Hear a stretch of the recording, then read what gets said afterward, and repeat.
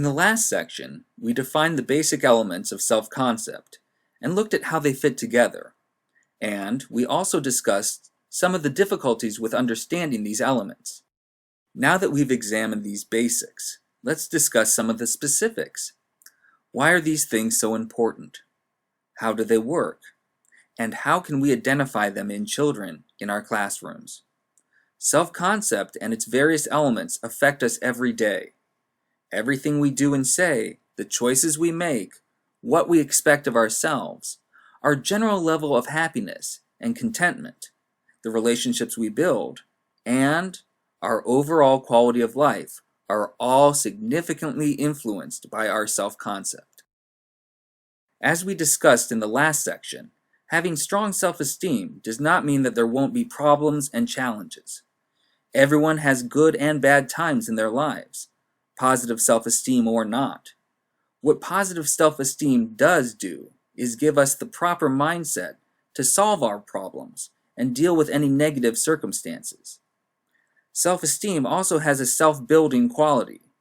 When we are confident that we can conquer a difficult situation, we tend to be successful more often than we fail. This usually results in an even higher level of self-esteem, and thus, we expect even more of ourselves the next time. It is important to mention, however, that people with a high level of self-esteem do not see themselves as perfect. Instead, they are happy with who they are, flaws and all, with what they can accomplish, and with their ability to grow. Additionally, it's impossible to have too much self-esteem. There is no such thing. Most of us have met people who are arrogant and brag about themselves and their accomplishments, using words like best and fastest to compare themselves with others. To some, these people may appear to have too much self-esteem, but in reality, they lack it. Remember, people with high self-esteem are happy with who they are.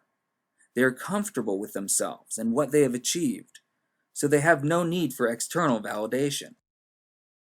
Now let's move on to assessing our preschool students for sense of self.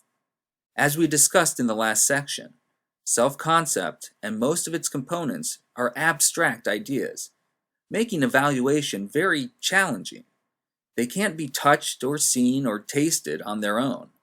Consequently, assessment requires careful, continual observation of these observable effects of self-concept. Then, we can use our knowledge of self-concept and its components to interpret these discernible traits. At somewhere between 2.5 to 3.5 years of age, children have developed their basic self-image in terms of concrete labels. They may use phrases like, "I am a girl," "I can draw," and "I am a good runner" to verbalize this self-image. This isn't surprising. Self-image is the most concrete element of self-concept, and developmentally, children first begin to understand the world in concrete terms. Many child care teachers use classroom activities to gather data on how children see themselves. One such activity is entitled I Am, I Can. In I Am, I Can, a paper cutout of an object, such as a flower, is used. The child's name is recorded in the center of the object, and then, in the case of the flower, the children come up with different I am or I can statements to be written on each petal, statements similar to the ones listed above. Statements like, "I am a good friend," or "I can tie my shoes." One seasoned professional does this activity each season, using different objects each time. That way, she can monitor on a quarterly basis any changes in each child's self-image.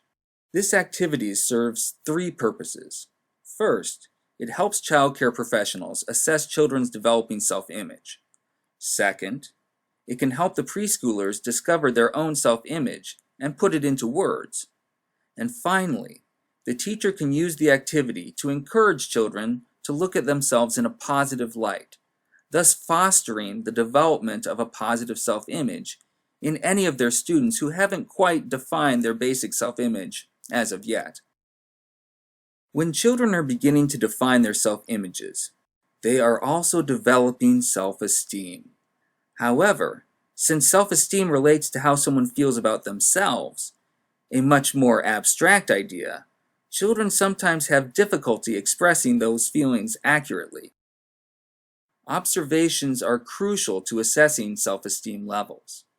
One way to conduct these observations is to focus on one child at a time for a predetermined period of time. For example, 2 hours. During the observation, write down all positive and negative statements the child makes, as well as any actions you observe. This method does pose some obstacles. For one, it may be impractical to spend an extended length of time observing and recording information on just one child. This method can be altered to include a few children at a time. Or if 2 teachers are in the classroom, perhaps one teacher can spend some of the time recording observations.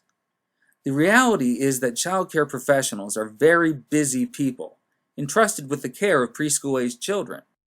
It is a difficult job, as you well know, and this observation method should be adapted to give you the best data possible in the situation in which you find yourself. One important thing to remember is that even if children have positive self-concepts, they will still have down days, days when they are feeling self-conscious or unsure, days when they are doing activities in which they feel uncomfortable or that are too difficult for their current ability levels. They all have strengths and weaknesses, and no matter how strong their sense of self, they will still feel insecure at times. Keep this in mind when observing children. Try to observe them on a typical day, on a day when they are not ill or tired or behaving differently than normal. Also, try to observe each child in many different circumstances and in various situations. This will give you better data to evaluate. Now, let's spend a few moments discussing the traits and characteristics that indicate both high and low self-esteem.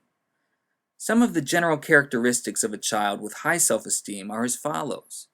They make friends easily, they are enthusiastic about new activities, they are able to set goals for themselves and then achieve them, they tend to be cooperative and positive, they are usually able to control their behavior and follow age-appropriate rules, they tend to be happy, satisfied, and full of energy, they trust themselves as well as others, they are comfortable playing by themselves as well as with others, they are able to name things they like about themselves, and are proud of their names, and they have plenty of dreams and ideas.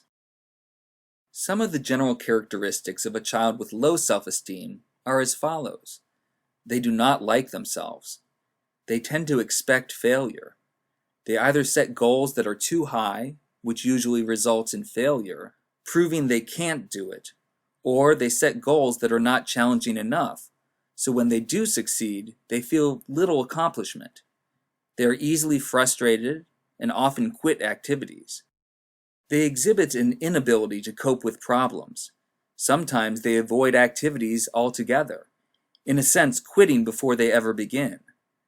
They deny the importance of such activities in an attempt to justify their choices.